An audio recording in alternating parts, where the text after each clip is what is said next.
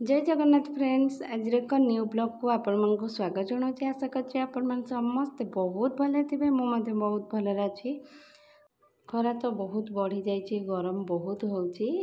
Climate रे समस्ते चाहिए किसी ठंडा जिनस तो से देखु मु गोटे पणा बनई आपण सहित सेयार कर देखु। जदि आपण को भल लगे लाइक कमेंट शेयर करेंगे। प्लीज़ मो चैनल को सब्सक्राइब करने। तो फ्रेंड्स बहुत समय गपी सारा कहूँ फाइनाली पणाटी केमती कली। तो बेल गुड़ाक फास्ट अल्प पानी चकटिक मंजी गुड़ाक तार काढ़ी देती।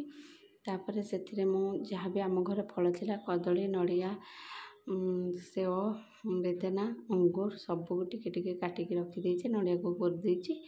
तो नड़िया कट पीस भी आप चाहिए अल्प पकई पारे। तो यही सब फल ए मिक्स मुझे करदेली। कदली की टिके हल्का चकड़ी देती।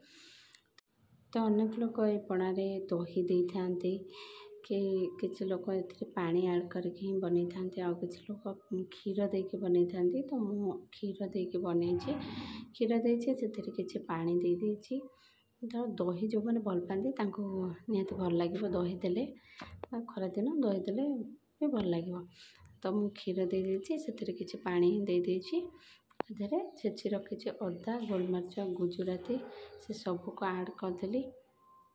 तो जो मैंने चाहिए जोटा भी स्किप कले चलो। तीन टा जाक भी एमती निहाती दरकार ना।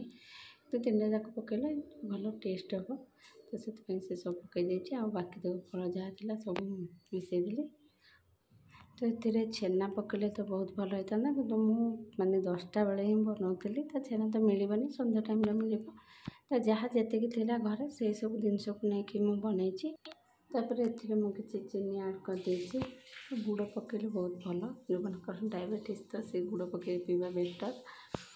तो यही सब जिनस आज गोटे पणा बनैली। तो ये पणाटी एत हेल्दी आउ हेवी होता है। तो आप मॉर्निंग ब्रेकफास्ट भी स्किप कले चलो। तो ये पणा पीदेले ही पेट फुल।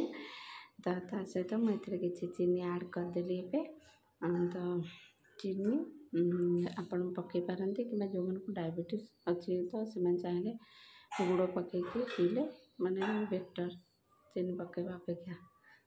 चीनी पकई ए ऑलमोस्ट सब जिनस पकई सारी। एबे टिके गोले नौ चेक करमती कौन रहा कि बहुत गाढ़ा हो जाए कि टिके पानी दिज्व क्षीर देवी। तो चेक करुँची बरफ ए पकईनी। तो बरफ कि ठंडा पानी देनी। तो देते आहरी भल टेस्ट आसता। ठाकुर पाखे भोग हम ये सब न देखिए। तो एमती बनई। तो आप चाहिए फ्रिज रे किसी समय रखीदेवे बहुत भल हम। आम घर ठंडा किए पीबेनी। तो से ठंडा किसी यूज करनी। मैंने भोग करा माँ पाखे से किसी ऊपर जो खई पकईदेवी भोग लगे ना से लगी। फाइनाली पणा ए रेडी हो जाए। आशा कर बहुत भल लगी। तो जो मैंने भल लगी सियोर घरे बनैकी पीबे।